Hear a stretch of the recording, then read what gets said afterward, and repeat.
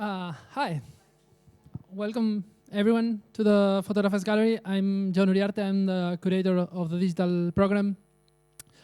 Thank you all for coming first. We are this evening here for a talk closing Aarati Akkapeddi's installation, Akin. We are in the third floor in the gallery for the, maybe some of you have been here before and you might have found this strange. We usually have this wall closed. It turns into a wall. In fact, that's why some of the prints of Aarati's work are there. This is usually here. And the talks and the workshops and all the events usually happen looking back. We have decided to change the usual setup so you can all enjoy the installation while the speakers are talking about it. So that's why you might have found a little bit strange the setup tonight. I just want to also, for maybe you have noticed already, but if you need to go to the toilet, there are toilets on every floor, and you can access them through this door. And yeah, just to also let you know that we are recording the talk, and we will be posting it later online. And not much more than that. I do maybe just want to introduce Aarati. It's a first-generation Telugu-American interdisciplinary artist, educator, and programmer interested in the poetics and politics of datasets. Their work touches on themes of international memory, loss, and diaspora. And Akkapeddi works with both personal and institutional archives to explore how identities and histories are shaped by different methods of collecting, preserving, and presenting data. They combine code, machine learning, and analog techniques, as you can see in the installation, photography, printmaking, or embossing, and often use family photographs and archival images, as you can also see today, as source material, creating performative rituals of information and extraction. Then later on, we'll be joined by Joanna Zylinska, who is with us today, but I'm gonna pass it over to you. Thank you. Hi, come on in. So I guess first I'll just double check. Can everyone hear me okay? Okay, great. And also one more thing before I start. In my presentation, I have some resources at the end, so some links. So if you'd like to follow along or want to look at it later, you can find it at this link. But I will start. Okay, so thank you for having me. My name is Aarati Akkapeddi. I'm an artist, programmer, and educator. I've been based in Brooklyn for the past 13 years, but I'm originally from Rockland County. And both of these locations are part of the ancestral homelands of the Lenape peoples. As an artist, I work across different kinds of mediums. I often experiment. Sometimes I work with video, as with this project called I Knew That If I Walked in Your Footsteps, It Would Become a Ritual, and with Akin. Sometimes I work with alternative photography techniques like cyanotype, anthotypes, and lumen prints. And oftentimes I work with code. In my practice, I work with these different mediums to think about memory in different time scales. In Akin, the project that I'm going to be talking about today, I'm interested in intergenerational memory and the personal versus the collective. In this work, I've looked at the family photograph as a starting point for this. Having access to family photographs is a privilege. Over the years, I've digitized many of these images, and along the way, I tried to understand the stories behind the photographs through conversations with family. There are a lot of gaps in the story for me when it comes to my parents' childhood and my grandparents' life. And for some context, both of my parents are immigrants to the United States from India. So there's a lot of distance, both in terms of time and geography. And these photographs have become a useful tool for us in enabling us to have more open conversations, especially when sometimes reflecting on the past can be a vulnerable and emotional process. I like to point to my paternal grandmother as an example of just how much has changed between our generations. On the left, she's pictured from last summer. She's 101 years old in that picture. My grandmother lived through Indian independence, having a marriage at 12 and having 10 children, and most recently surviving COVID-19. And the image on the right is her probably in 1943. And so through conversations around these images, I also realized that it's not so much about retracing the past as it is about the act itself of remembering. I think that we bring the context of our present with us when we remember, and even though that might mean that exact details are forgotten, for me it feels more important to think about how memory can be a catalyst for making connections. And so, as I already mentioned, talking through memories has been a way for me to connect with my family, but I also mean that the act of remembering can be a way to find patterns. So patterns that say something about what we care about as individuals and collectively. Finding these patterns can solidify relationships or teach us about ourselves. It can highlight what has changed over time and what hasn't. Finding patterns can also be the first step in letting go of patterns that no longer serve us.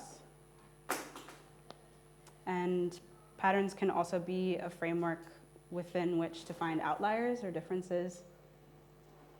And this idea of finding connections and finding patterns is something that came up a lot in the making of Akin. Akin is a commission by the Photographers Gallery, where we currently are, and a collaboration with Stars Archive.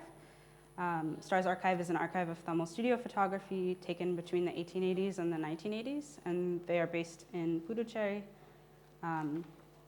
And as I mentioned, because I bring my own lived experience to the perspective of the work, I should say, so I'm from New York, but I'm Telugu, and my family is from these places in southern India. Specifically, my father is from Hyderabad, and my mother is from Chennai.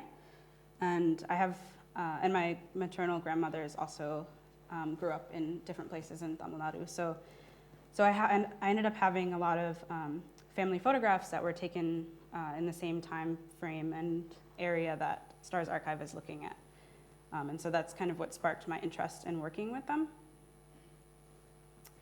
Seeing images in this archive that looked so similar to images of my family made me interested in what it means to view family photographs as both sentimental, personal, but also part of a larger history of photography in the region.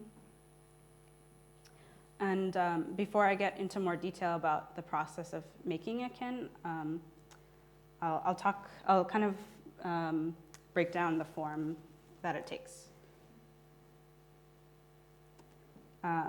So in Akin, I combine my own family photos with images from Stars Archive.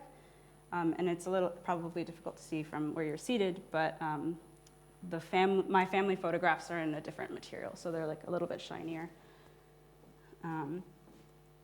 But I combine my family photographs with images from Stars Archive and use a machine vision algorithm to sort the images by similarity.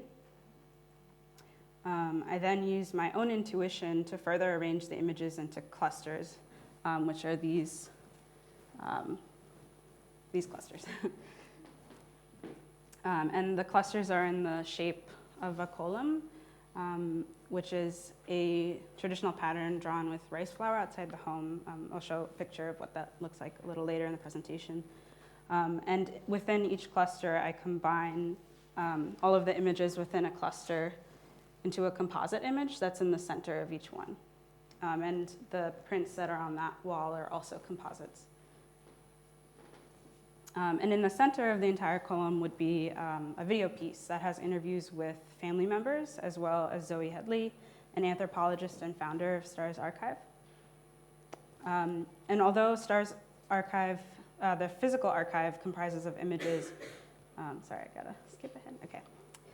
Comprises of images from studios in present-day Tamil Nadu, Sri Lanka, as well as from Southeast Asia. Not all of the images from STAR's archive were included in Akin for a few reasons. They haven't digitized all of their photographs yet, and also different images have different usage rights. And so in case anyone is familiar with the region and wants to know specifically where images in this installation are from, I've made a map on this slide. And there's also a digital component to this work that allows you to explore that further as well.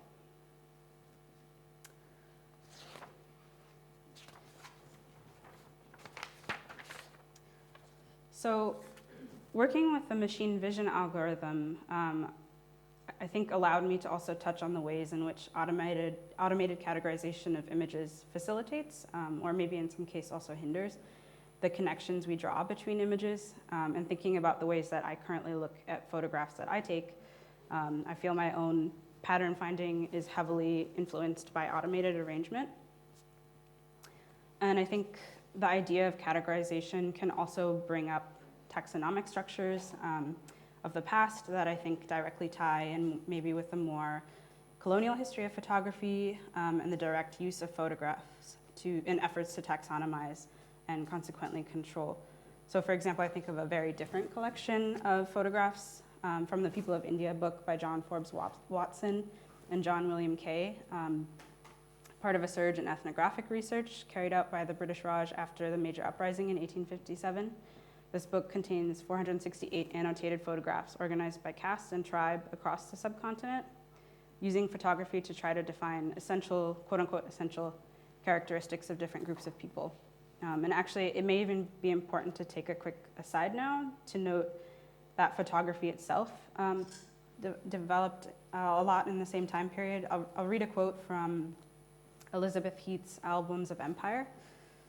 The modern British Empire developed contemporaneously with photography. When the first daguerreotypes appeared in the 1840s, the British Empire in Asia constituted a patchwork of territories and commercial interests, largely controlled by the East India Company. After the Sepoy Mutiny in 1857, which revealed the military and administrative weaknesses of the East India Company, the British Crown intervened, consolidated its holdings, and extended its territorial and administrative reach. Queen Victoria's own fascination with photography encouraged this trend. By the time she was crowned Empress of India in 1876, the camera and the photograph had become integral tools of colonial rule.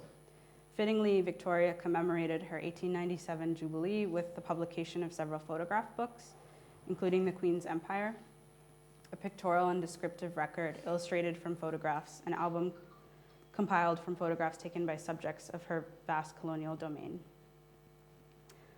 So with that history in mind, coming back to Akin, I think the use of algorithmic arrangement in this work can bring a lot of tension to it. There's tension between the ethnographic and the personal. There's tension between the individuality of these images and their collective characteristics. But I think, as I mentioned early on in the presentation, pattern finding can also be a way to notice what resists categorization. And that duality is something that I wanted to sit with a bit in making this project. And to give a little more background to what the machine vision algorithm, for Akin, I used a machine vision algorithm called VGG16 by Karen Simonian and Andrew Zisserman for object detection and image classification. The model is trained on images from ImageNet, one of the most influential visual data sets in the field of machine learning. It contains more than 14 million images scraped from the internet, labeled by Amazon Mechanical Turk crowd workers, and organized through 21,000 categories. And VGG16, the model that I used, detects objects in images and categorizes them using just 1,000 of the 21,000 classes. And it's kind of blurry, but you can see an example of some of what those 1,000 categories are here. And the categories of ImageNet were created using something called WordNet. And WordNet is a lexical data set of English nouns, verbs, adjectives, and adverbs grouped into sets expressing distinct concepts. And as I think with all taxonomic and category-based structures, the task of trying to define finite categories and deciding what belongs where can be slippery. The racial and gender bias of WordNet is something that's been publicly criticized and debated. On this slide, I link to a project by Trevor Paglin and Kate Crawford called Excavating AI that explores the bias within WordNet a lot more. And it's worth checking out to learn more about that. And so ideally, I originally had wanted to develop my own model to use with the photographs from stars, but it was a combination of resources that I didn't have. So I didn't have the resources to gather large amounts of photographs, hire image annotators, achieve computational power required. And to give you some context for the scale I was working with, in total I worked with around 500 images for Akin. And so when I was working with VGJ16, its classification is often kind of incorrect, as you can see. And this is for a few reasons, I think. One is that the 1,000 classes that VGJ16 uses may not be very relevant to this archive of images, right? Like one of them is European fire salamander. Probably won't find that in STAR's archive. Whereas maybe a category that was more relevant, like sorry, would have been useful. And I think we should also remember that the images from my family album and STAR's archive are quite different from the mostly born digital images in the ImageNet database. But for Akin, instead of having the model classify or label the images using preset categories, I was interested in something called embedding. And so I'll take a little time to explain what that is. So before the model assigns labels from the 1,000 categories to the images, it creates a series of numbers or an embedding for each image that it later uses to classify it.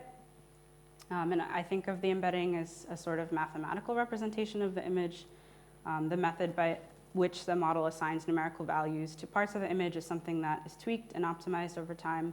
Researchers run tests until the predictions become more and more quote unquote accurate according to what they're trying to do. And so similar images in theory should have embeddings that are closer in value. And so hypothetically, for my purposes, it didn't matter how incorrect the labels are as long as similar images were labeled similarly. And more importantly, got similar embeddings. And so, for example, the embedding for this image is this long series of numbers, and the embedding for this image is this long series of numbers, and the distance between the two embeddings is 0.333, 0249, so on and so forth. Whereas if we compare the embedding for the first image and the one for this image, the distance is 1.01. It's higher. So using these calculations, I could arrange the images according to similarity in a map like this, which I then use the tool to sort of flatten it into the grid. And that's the grid that you're seeing behind the column arrangement. And having this map and grid gave me a starting point for an exercise of more intuitively mapping my own groupings. So for example, in the grid, I saw that close crop portraits of were close together. I think that's right. Yeah, you can kind of see it here. We're closer together, so we're portraits of babies laying down. And the algorithmic arrangement didn't always coincide with my own grouping. Sometimes I ended up pulling together images that were actually placed farther apart by the algorithm.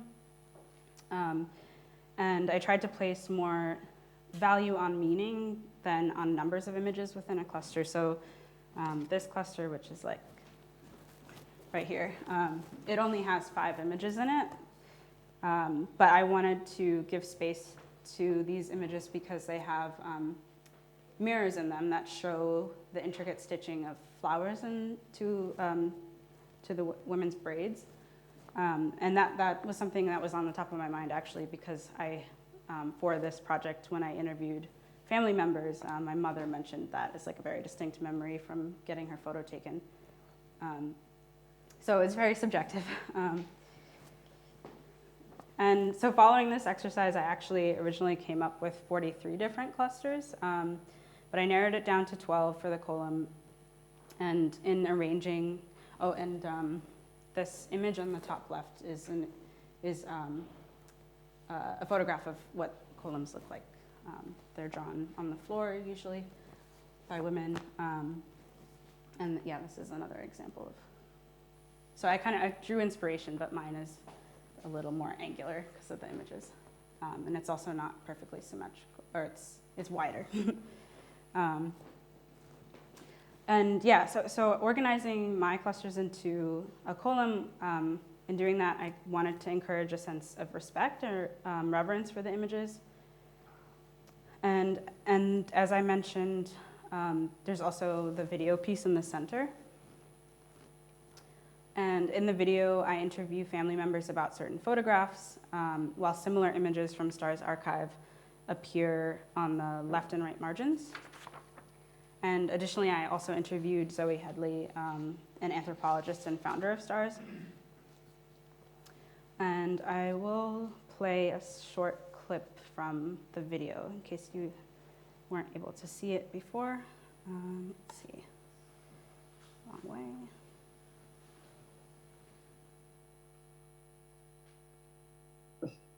This was actually taken in I was not born here, but I do know that when she passed away, they needed a picture. But her eating food, which is what is actually on the left side, it's a little bit out of, you can't make it. She was sitting in front of a banana leaf, eating at a wedding. I don't know whose wedding it was, but then it's kind of a weird picture. So instead, and I don't know how they got the negative, but this I do know it was also done by that same guy, the old man, and then he changed that into flowers, like as if she's praying or something, but then one would not be sitting like that when you're praying. So anyways, that's how you would sit when you're eating. That's a typical case of one of the techniques used in Tamil photo studios of what they called vignetting, like a vignette. Vignetting is that you would cut out, you would not cut out the original photo, of course, but you'd cut out a black or white paper which would contour the figure of the person you wanted to have a single shot of.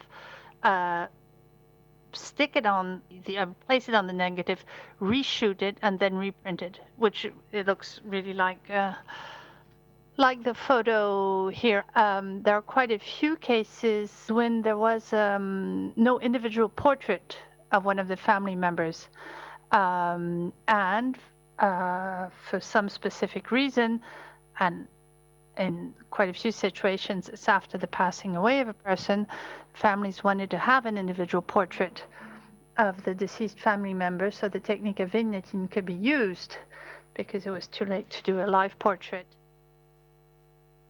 I'll pause here for time. Nope, that's my desktop, sorry. There we go. So in making the video component, I was interested in the juxtaposition of the personal and the anthropological.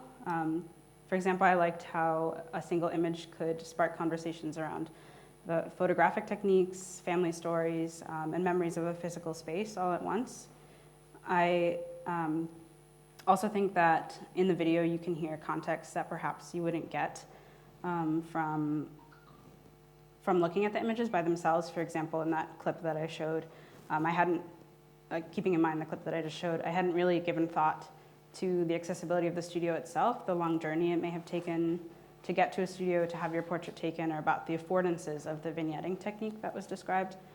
And in my own family, how it was used to have a picture of my great-grandfather, who I think had passed away at the time of when they needed this photograph.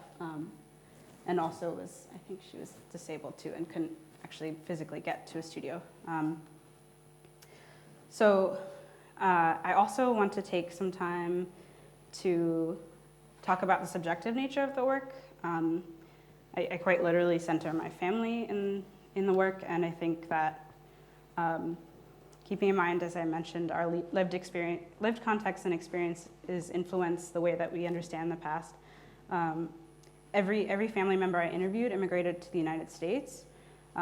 They were part of a wave of immigration of Indians, many of whom were upper caste Hindus, immigrating to the United States after the 1965 Immigration and Nationality Act.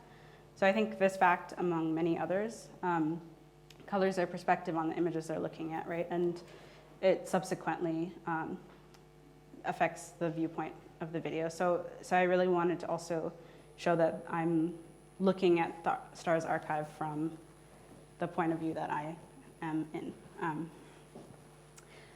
Okay, so I also want to spend some time talking about the prints. There are 6 gold composite prints. Each of these prints is a layering of all the images within a cluster, and I used a pre-trained facial recognition model to align the images by face. I used a model called DLib, Facial Landmarks Predictor. DLib is an open source software library. The DLib model is trained on multiple face data sets sourced from websites like Flickr and Yahoo, but also images deliberately collected as part of computational research at universities. And I used this model to align several images by face and then average them into one image. And in layering similar images, I am also reminded of epsilon or focus stacking photography. So for example, when I take a photograph with my iPhone, it doesn't actually take a single image in time, but creates a composite of several images that it then combines into one higher quality image. So I think that the composites bring into focus something different than the column arrangement does. Obviously, by focusing on the face, I think it brings the people in the images more into focus, and almost like the entire cluster can look back at you. And as part of Akin, I created an interactive website as well that allows you to sort of peel apart the composites and spend more time with the individual images that make them up. And the website is accessible online, but also was during the display was displayed right here. So if you can picture this wall coming here, it was right next to the prints. So I really wanted to be able to allow people to pull apart and spend more time with the individual images, the people within them, and also learn about the studios, because the website is a space to find out more about that as well. And also because almost all of the subjects within the images are unknown. A lot of these images were found photographs, and so I have a dream that someone visiting the website might stumble upon an image of someone they know and be able to contact STARS. So if you see a familiar face, please reach out. I can connect you to the archive. I can add credits to the website, and of course take down an image if that's something you'd like. But that's pretty much what I wanted to say. Thank you for having me. And I have a lot of thank yous to give. And one last thing, just as I mentioned earlier, I have some resources at the end of these slides if you're interested in learning more about working with machine learning creatively, but also just personal archiving if you're interested in looking into your own family history. Yeah, thank you. Thank you. And I want to invite Joanna now. I can help you with that. Yes, I'm already just failed at the last hurdle of opening a plastic box. That's fine. Okay. Thank you. Thank you.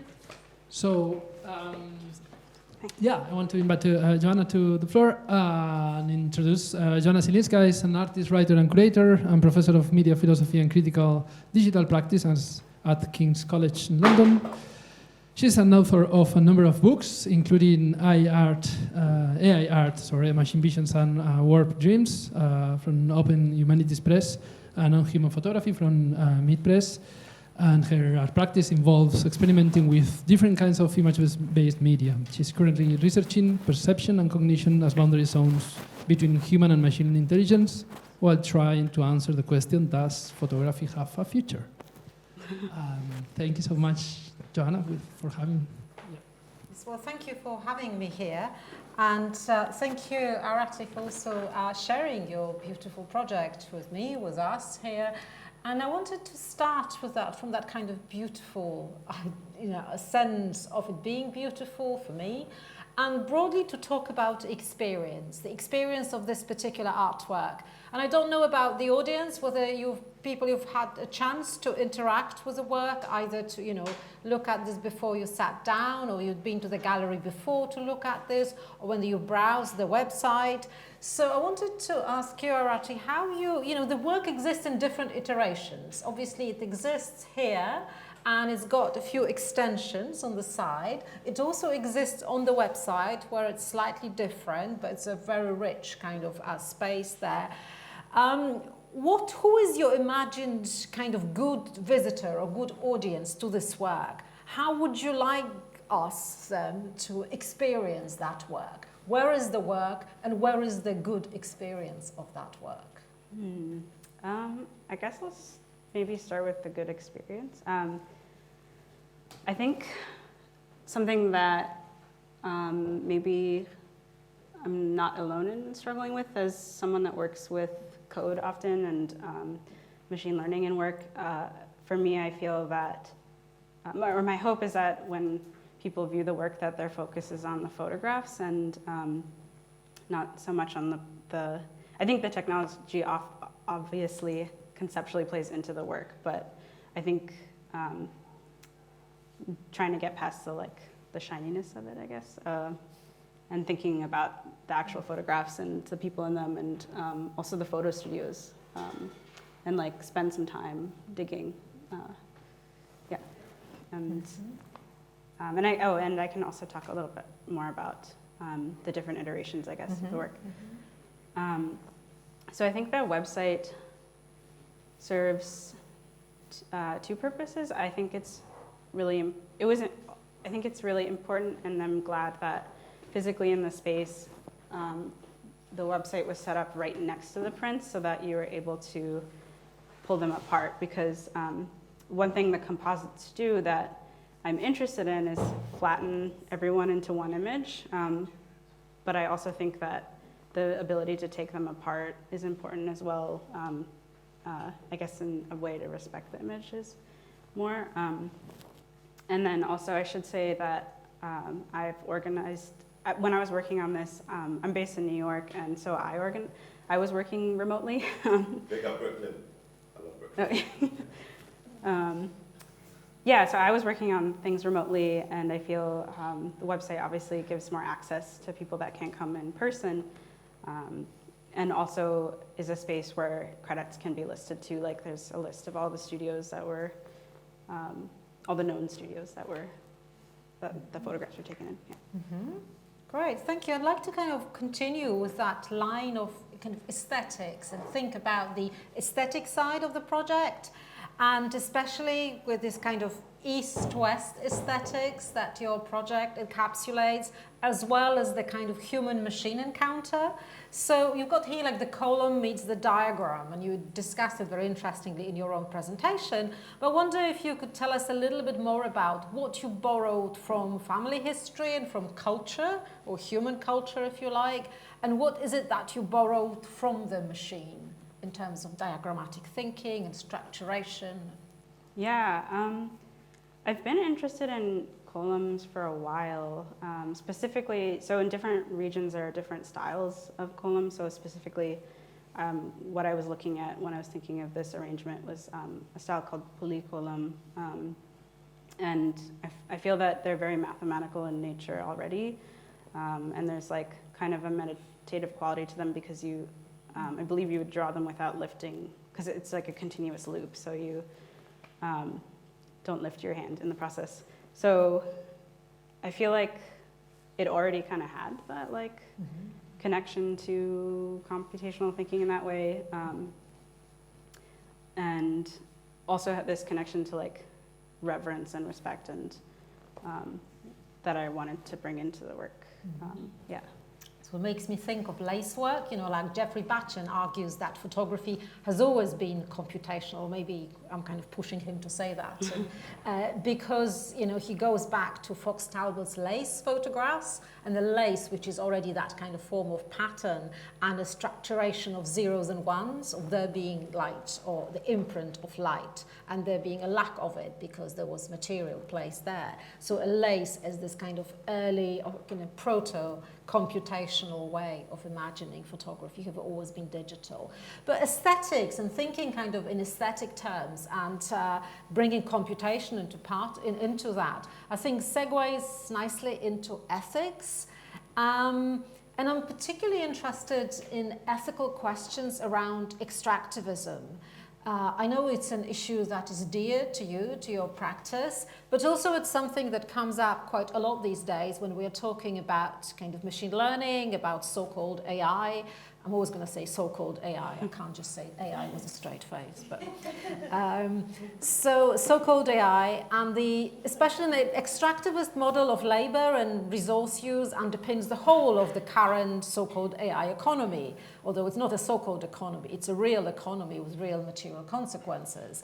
So we can think here about, you know, the economy of constructing data sets and training databases, getting images, you know, for free from the net, which people have left as part of their leisure or pastime, using artists' copyrighted work to develop new generative models and without financial and moral recognition, but also about all of us serving as data points in the digital economy of exchange, not only, you know, when we are like working by liking things on Insta or, you know, posting something, but also when we are doing nothing at all, just breathing, because we've already been digitized as data points and exist as models in the kind of the underbelly of the networks.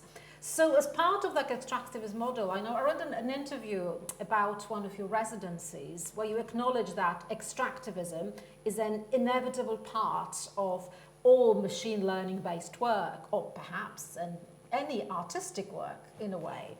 But you also said that you were experimenting with using this term data foraging to try and surface notions of attentiveness and care within this process. So I wonder, could you tell us a little bit more about these attempts to challenge extractivism and introduce ethical consideration and care into the image work, into the machine work, beyond those kind of purely instrumental attempts to debias the data set? Attempts that, as you often, you know, point out yourself, attempts that won't work. It's not enough to debias anything, because then you will just make the algorithm even more efficient at, for example, policing people and getting their face recognized, not letting them in, and keeping the wrong people on the wrong side of the fence. So how can we kind of work through and against extractivism with those other sets of concerns and affects?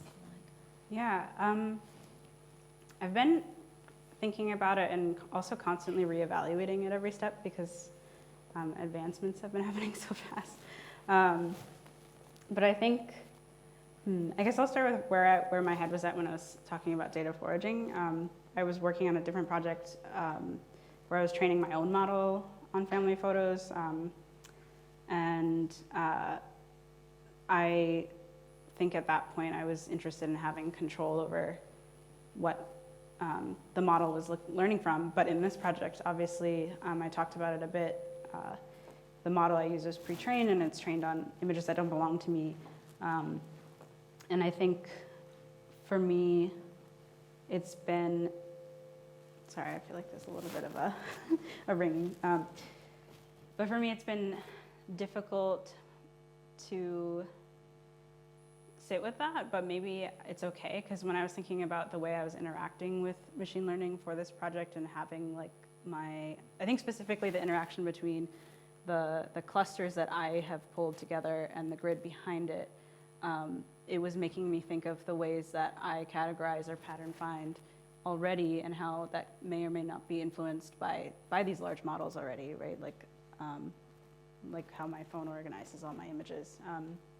And so in that way, like working with a pre-trained model maybe becomes part of it conceptually. But But yeah, I think I'm also at a point where I can say that I'm still reevaluating. I feel like I don't think, as we have like larger and larger foundational models, or like models that have been mass trained and now are increasingly available, I think I'm also at a point where I'm thinking, thinking about it. Yeah, it's also, I mean, I was very touched by your work with the studio, with the kind of the photography studio as well, and making them a protagonist in a way. And both the, you know, the actors who'd been photographed, I mean actors in the sense of agents, not in the sense that they were professional actors, but the people who'd been photographed, but also the whole studio, the practice, the work becomes an important kind of voice and presence in that work. And to me, that is very much as a way of very caringly curating that kind of presence. I think it's very palpable in your work. So I found that, in a way, this is where, to me, that, you know, almost counter-extractivist sensibility revealed itself very powerfully. Yeah, I think the context within which this is viewed also matters. Or when I was training my own model, I was thinking a lot about where the images go. Like, do I make them this model accessible? And I ended up saying, no, I don't want to make it accessible. So. Yeah, I think thinking really intentionally about the context too of how you use something is important. Great, and I wanted to also think maybe about the place, and we were talking about the studio, which is obviously a very concrete place, but also the place of photography in your work specifically. And I want to kind of link this to this actual place, which is the Photographers Gallery, you know, London's and Britain's kind of key photography key photography institution, which is both quite traditional in the sense that, you know, archives, collects, sells traditional photographs, but also has been at the forefront through, you know, work of people, you know, curators like Katrina Sluice and now John Uriarte and the team, working on opening up new ways of thinking with photography, or photography after photography, if you could say that. So we had Andrew Dudney giving a talk here about his book, Forget Photography. So what is your relationship to photography in the wider context, in what's going on with images today that still look like photographs, that still resemble photographs, but there seem to be also well, I don't want to use the word transcending because that's too metaphysical, but kind of going to a different materiality and technicity of imaging where light disappears as the mode of production, and yet there is a clear conversation with photography in one way or another. So the place of photography in your work, I wonder.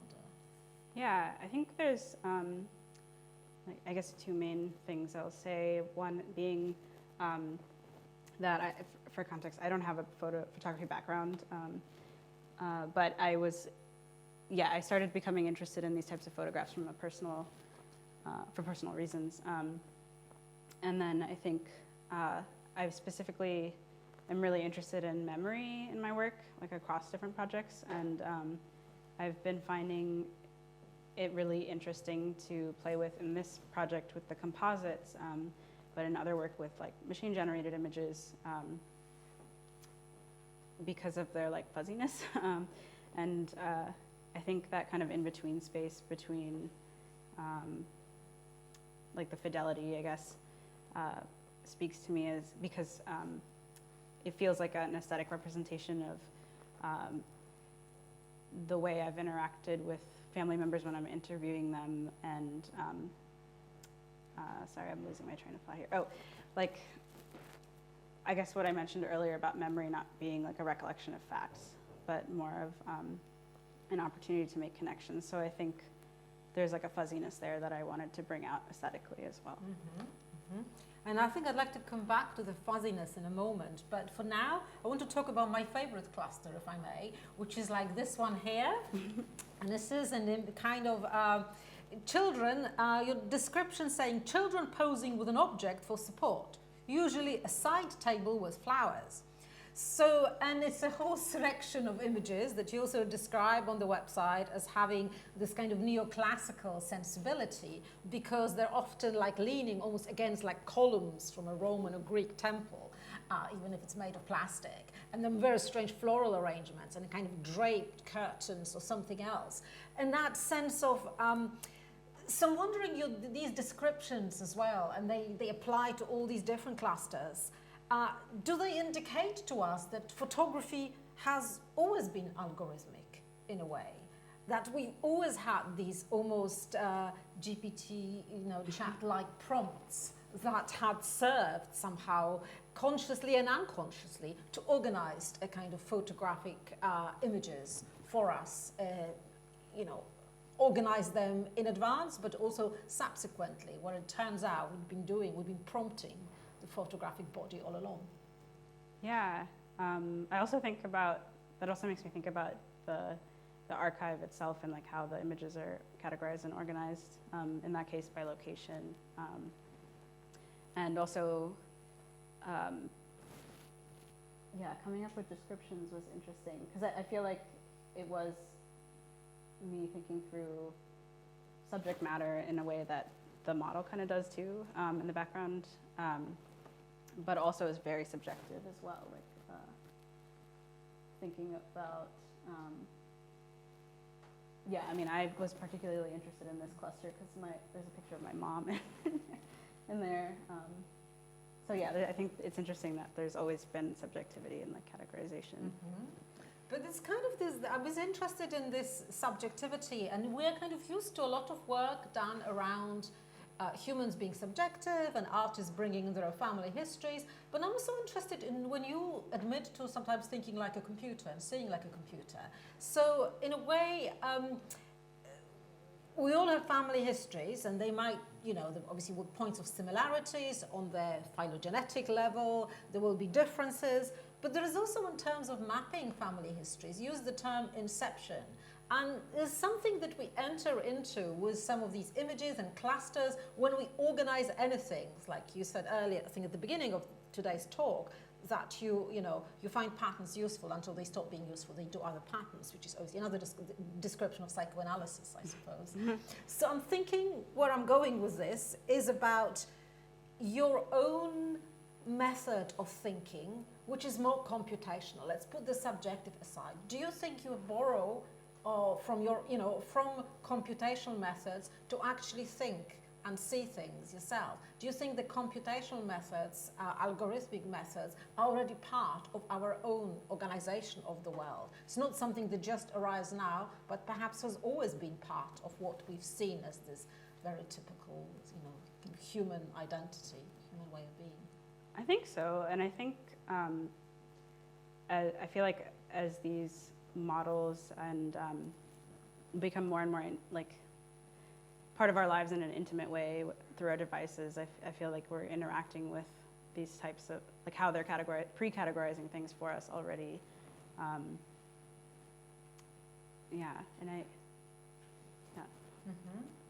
Okay, and well, stabilizing the subject. I'm still kind of on about these children who are leaning against those columns. And you said that, what is the role of photography in stabilizing the subject? Because you said there's object of furniture here which is used to stabilize the subject, so they don't fall, and especially because they are like little people, so they need to behave, and the camera approaches them. But photography, to a large extent, stabilizes, and then archives add another layer of stabilization. So I'm wondering about your own relationship to that stabilization. Do you want to stabilize things with your archive, or do you want to fuzz them up and mess them up a bit? Good question. Also just an aside, I think there's also a recursive kind of nature to it, because I'm thinking of Zoe in the video. Come in. Zoe in the video talks about how that leaning against the side table comes from longer exposure times, but even as the exposure time gets shorter, it persists as a convention. So I thought that was interesting. But for myself, I think I want to fuzz things up. I feel like especially with the oral history interviews, which I've done for this project and also other work, it's like the more I dig, the more things become less and less clear in a way, and I think that's okay because relationships solidify, and that ended up being more important to me in the end anyway. And then kind of specifically maybe about gender and gender identity and belonging, and I was very intrigued in your descriptions of some of the works when you were revealing what happens when all these different family members and strangers kind of create an encounter with those composite technologies, and something emerges, something transpires. And you know, I did a little experiment. So for a current project I'm working with, I remade, it's a great act of heresy, Chris Marker's La Jetée, which is this kind of quintessential film of photography. So I remade it with GANs and other kind of models, and it's kind of remade itself as a feminist, genderqueer counter-apocalypse. And the interesting thing that happened was doing weird things with pronouns and gender and then everything. And it stopped being this kind of white masculinist salvation story. Man goes to space and comes back and saves us, thank you. And it becomes much more messy, much more complicated. So I'm wondering about your own gender troubles around some of this. It opens up the story. You want to fuzz things up, but you fuzz a lot of things up. You fuzz up models of masculinity here. You ask questions through overlaying narratives and stories of people. Their eyes pierce us, but something happens to the boundaries of what gets positioned as masculinity, femininity, ways of dressing them up, ways of carrying them on. So what happens around this destabilization of gender and fuzzing that up here? Yeah, I think there's a lot I was thinking about. I mean, in some ways, I was thinking a lot about gender binary because of how it affects the types of, I guess, types of photographs. So for example, I found there were a lot more images, these kind of like close cropped photographs, more images of men than women. And so I found myself paying attention to that gender a lot, but then it was also interesting because in the quote unquote mistakes that if I looked at the grid behind, like for example, here it's like, I really like how this woman is surrounded by all of these men. So yeah, I feel like there are moments and also choices. So for example, I had to decide if there was a photograph with multiple people in it, I was deciding which face I was focusing on. And so with the portraits of couples standing, I wanted to focus on the woman more. But yeah. Mm-hmm. That's fascinating. And this also, because some of these kind of fuzzings up of kind of gender and portraiture and identity also kind of raise bigger questions about expectations and ideas and cultural travel. I'm wondering, I'm sure you've experimented for yourself just out of curiosity, but I wonder, because here it's all about fuzzing things up literally and playing with the technology. I know in your previous work, you've worked with GANs quite a bit as well, generative adversarial networks that became quite big a few years ago, and especially they were quite fuzzy, and everything looked like a fake Francis Bacon on acid, or maybe just Francis Bacon full stop. But it is so, and now there is all these like, you know, new models that combine GANs with GPT, with clip algorithms, they're much more precise in a way. And if you're playing with things like DALL-E 2 or Midjourney or Stable Diffusion, just for yourself, doesn't have to be yet for a ready project, what kind of relationship to images, to identities, do they throw up for you? Are they opening something up, or do you think, no, I'm not interested in that avenue? I think it's interesting because I feel like they're so much more crisp than what, like StyleGAN, which is what I was working with before primarily, and they almost look like Pixar models, which I don't know if I'm so interested in. I mean, I think there could be something interesting there in terms of like the data that it's trained on and seeing, like kind of poking around in that, but aesthetically it's not really something I'm interested in yet, I guess, at least. Stable diffusion, not just blurry enough. Yeah. It would be a nice tagline for that. Can we take it now more in the direction of kind of human seeing and machine seeing? I wonder if you could tell us a little bit to begin with. I've got some kind of questions around, you know, how we all see or not see with computers, how computers don't see, even though we are made to believe they have machine vision. But I wonder about technically, if you could tell us a little bit more about, you know, the algorithm or the model that you used to construct the grid and what it did and didn't do and how it's built. And yeah. So it's looking at those classification categories that I showed. So it's finding objects, really, which I think is also worth noting because there are people in these photographs.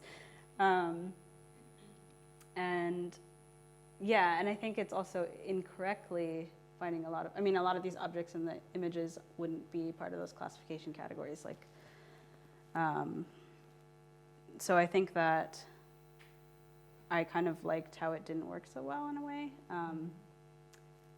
And it was also helpful to see, like, or not helpful, but interesting to see where I agreed and where I disagreed.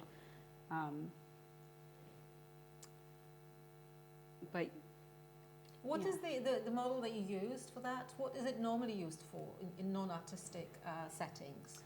Yeah, so VG16 is now, I think, considered a little bit old, not cutting edge, but it was used for object detection. So finding like dogs in photos or a table, or that's I think the focus is on common objects. Yeah. And on getting things right, and obviously, yes, while as artists get excited about when things go slightly wrong, as you were talking about these errors or mistakes, obviously become moments when something interesting happens. So kind of about machine vision, because you say obviously object detection or machine vision, we know is a misnomer. Interestingly, Google started using the term machine perception now in machine vision a few years ago, to which, you know, again, another misnomer, but even more promising. And why is the discourse of, you know, machine vision, do you think, machine learning, so humanist and based on presumed human functions? And if you could tell us a little bit more about your understanding of what it is that machines actually do when we are told that they see.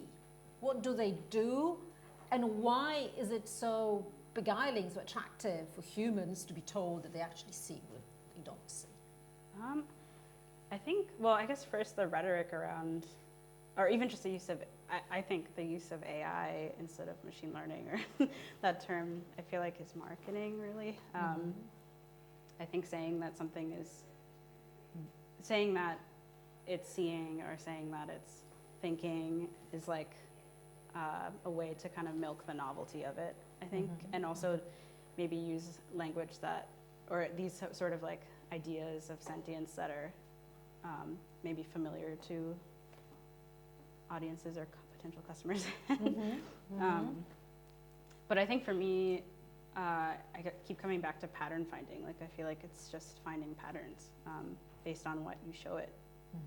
And I actually think that, and I mean, I talked about like bias and machine learning, but I think sometimes that bias can also be interesting to play with and like see if it's showing you a bias that you didn't notice before within the data you're looking at. Yeah, but it's also the idea of kind of pattern finding. It becomes almost like a form of the third eye, doesn't it? It can see where we can't see. It can envisage things, seeing under the surface, if you like, or seeing more globally. So, and in many of the images present here, you know, your kind of people photographed are wearing a little emblem or symbol that is meant to ward off the evil eye. So one kind of, as a kind of closing question before maybe we open it up to the audience for questions, I would like to ask you, what can ward off the evil eye of machine vision? What should we all wear, maybe, to ward off that eye? Oh, that made me think of like the CV Dazzle project, of course, but there's like a face like painting to avoid facial recognition. But yes, people having like, you know, combat paint on their faces as well, that works. You know. I guess in the context of this project, maybe it's the column. I mean, I feel like, I hope that the layout of this wall encourages more thought and more time and spent with the images. And I think, yeah, I think spending more time digging and like learning more about the process and learning more about the subject maybe is a place to start, at least. Great. I think it's probably a good time, John, don't you think, to open it up to the audience? I'm sure there are lots of questions or comments. John there with the mics. There's a mic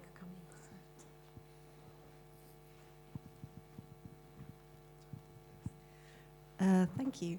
I think it's really interesting how you were talking about patterns, and I have a question, which is about, you know, if you had to do this whole project again and you didn't have AI, how do you think that would change your experience? Like if you were given, you know, if you set yourself the same categories of categorization, how would your experience have changed? And do you think the result would have been wildly different?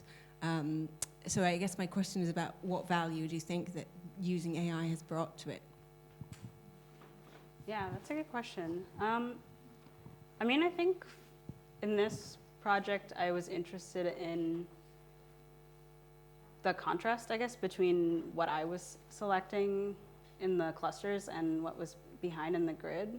So I feel like that adds to it conceptually as well. It's like, I'm interested in what it means to use this automated arrangement as a starting point, and then where I stuck with it and where I veered off.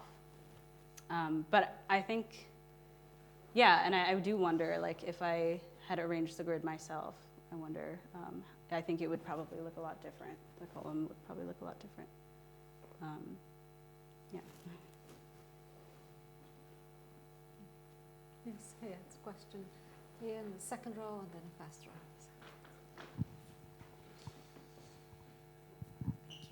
Hi, I'm Tatiana. Congratulations on the beautiful exhibition, and thank you for coming over to talk to us.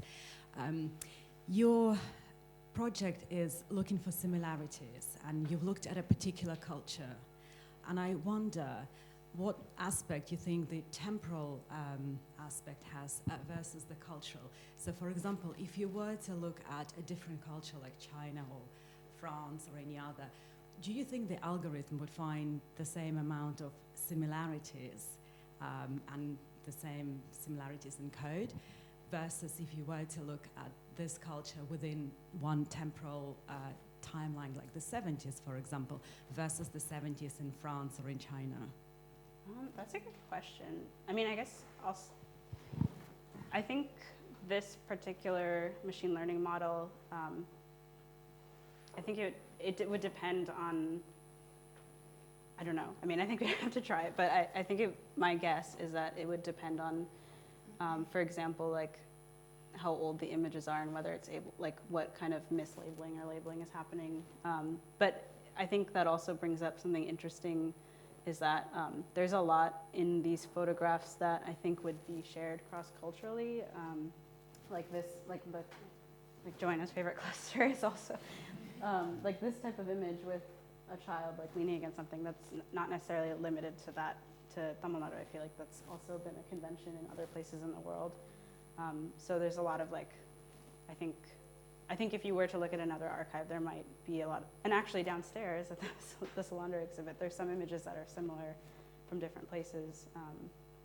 So I think time does have a lot to do with it. And even in the video, I didn't show this clip, but there's two images of my family, one taken in the 60s and one in the 70s, and the style changes, and I think it has a lot to do with the time period and like what was happening in the world, and like how the backdrops went out of vogue between those two times.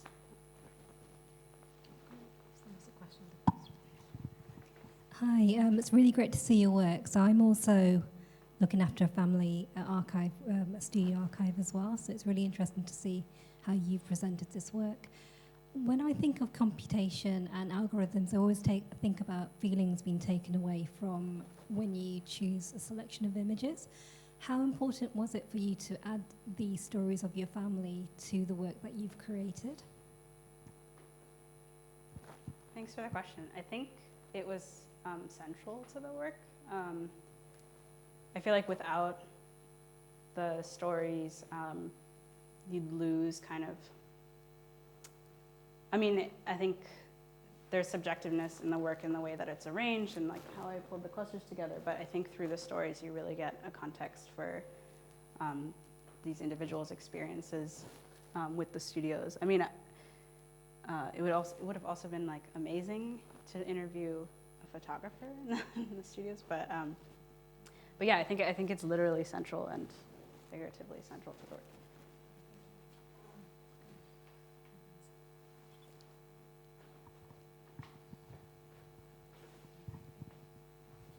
Yeah, it's very interesting.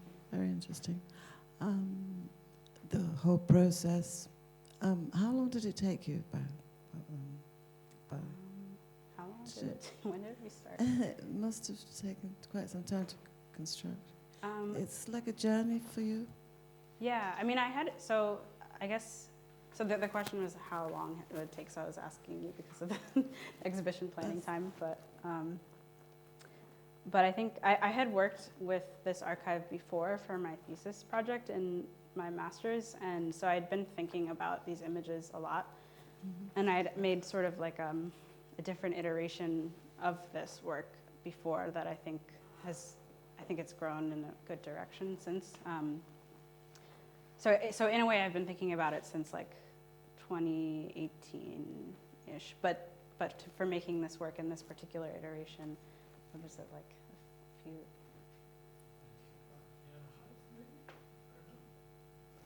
Yeah, I don't know. Maybe it's also interesting to say that the first contact that we had from the gallery was about the previous work. Right, yeah. And then slowly, throughout the conversations that we had over time, that previous work evolved somehow in Akin. So, yeah, there was quite a lot of, a conversation going on to develop the work since the previous project to this one. Yeah.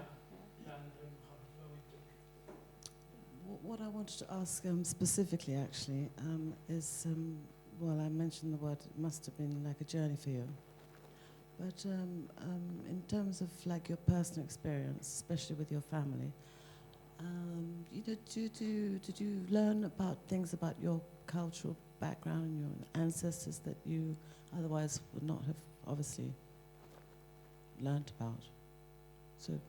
Yeah, definitely. I think like both in terms of the I learned about the photographs and also about my personal history. It was also interesting because I spoke to a few different people and they had very different perspectives on the same like family stories. So I don't know what the truth was, but and I think the relationships between my family also grew stronger, and it was helpful in that way. And also to have their experience, or their perspective on the styles of the photographs too. Like it was my grandmother that told me certain details that ended up being included in the descriptions of, so like pointed out specific types of furniture or things like that that I wouldn't have noticed. Thanks.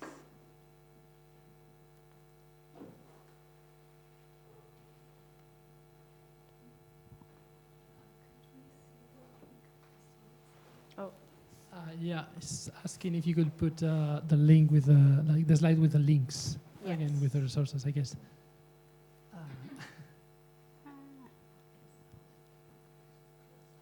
Can I also, when people are thinking of more questions, can I also ask you about archives? And in terms of, because obviously not only are we in a photographer's gallery, but also we are sitting next to an archive, and there is all these kind of archival fevers kind of breaking out in all sorts of ways. So I'm wondering again to go back to the first question asked about what would this work look like without ML, without AI. What changes in terms of archiving for your own work, not in the universe, but for you? What changes when machine learning comes into the picture in terms of understanding or working with archives, and what makes it more interesting, more enabling for humans, not for, for individual humans, for artists, I suppose? Yeah, I think it's made me think a lot about how I organize my own images. And also, like, I think through this process, I learned a lot about archives in general and kind of, what is the right word? Digital preservation of images. You know, having like your 3 copies, like you're supposed to have physical hard drive, in the cloud, another hard drive. And also how I organize images, so, and the differences between a data set and an archive, if there even is one. And metadata and its importance too in like being able to navigate, especially digitally, large amounts of images. It's interesting again that you're talking about this kind of knowledge loop from, you know, you're talking about your phone organizes things, or phone takes an image and then averages it. So again, we're in this epistemological loop between different sets of kind of organizations, and then us humans are kind of learning from that machinic logic of organizing, archiving, arranging things. That's kind of interesting. Any more? Anyone? Any more questions, comments? Yes, just one there. Sorry, just last very silly comment. It just reminded me also, Hugo Boss, the fashion label, are now running an Instagram campaign where they're asking celebrities to post their picture from their childhood. So I guess something in the air. Hi, my name's Kamal. I'm also Telugu and from New York, and also work with Family Archives. So, Cool. So we should connect at some point. But I had a question in terms of this being to like South Indian archives, and if there was anything that resonated with you about it being from South India, or if you saw any like differences or similarities, like did anything come into mind about the images that were Telugu or the images from Hyderabad and the ones from like Tamil Nadu? Yeah, that's a good question. It's interesting because I don't think I noticed like visually in that much difference, but I tried to kind of keep in Akin only use images that were taken in Tamil Nadu, but I actually made a mistake, and there's some like pictures from Vijayanagaram, I think, in there, but I lost my train of thought a little bit. Sorry.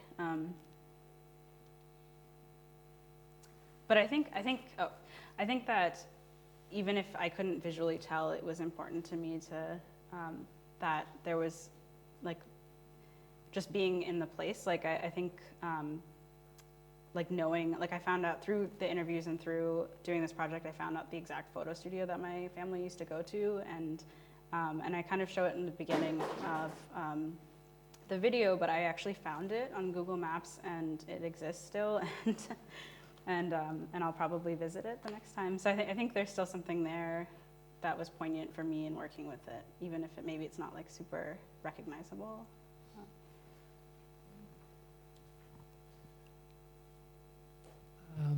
Okay, so unless there's maybe last question, I guess that we can wrap it up here. Thank you so much, both Joanna and Aarati.